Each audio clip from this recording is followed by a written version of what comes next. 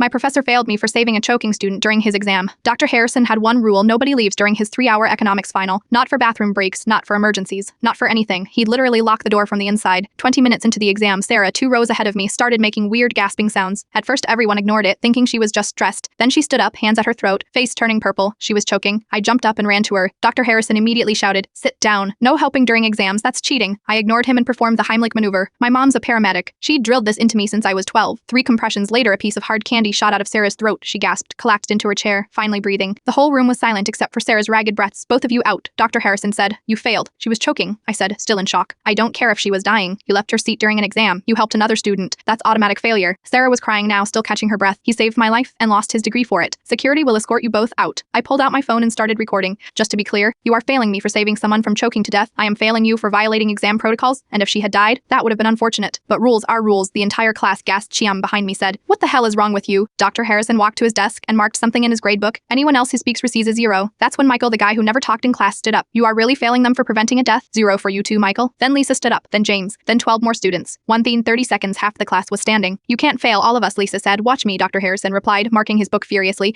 but I'd been streaming the whole thing on Instagram Live. My cousin works for the local news. Within an hour, the video had 10,000 views. The caption read, "By the time we were escorted out, reporters were already calling the university." Sarah's parents arrived at the hospital where she was getting checked out. Her dad was a lawyer. Her mom was on the board of trustees. When they heard what happened, her mom made one phone call. Dr. Harrison was suspended within 3 hours. The news picked up the story that evening. Professor Fail's Haro Ved was trending on Twitter. The university's phones wouldn't stop ringing. Anti were threatening to pull donations. The next morning, the university president personally called me. "We're deeply sorry. You've been reinstated with full marks. Dr. Harrison no longer works here." "What about everyone who stood up for us?" "All reinstated with A's." But the story doesn't end there. Dr. Harrison tried to sue me for defamation, claiming I'd edited the video. Unfortunately for him, 30 students had also recorded it. Even better, the university's own security cameras captured everything, including audio. His lawsuit was dismissed. He was stripped of his tenure. His teaching license was revoked in 3 states. Sarah's parents insisted on paying for the rest of my college. I tried to refuse, but her dad said, "You gave us back our daughter. This is nothing." I graduated last week. Sarah was there, very much alive, cheering louder than anyone when I walked across the stage. Dr. Harrison now works at a call center. "I know because he called me last month trying to sell me insurance." I said, "Sorry, I don't buy from people who value rules over human lives." He hung up. Sarah framed the candy that almost killed her. It sits on her desk with a plaque that reads, "Rules are meant to be broken when lives are at stake." We're both applying to medical school now. Our application essays practically write themselves. The university created new emergency protocols because of our incident. They're officially called the Life Over Law Guidelines. Dr. Harrison tried to get them changed. Nobody listened.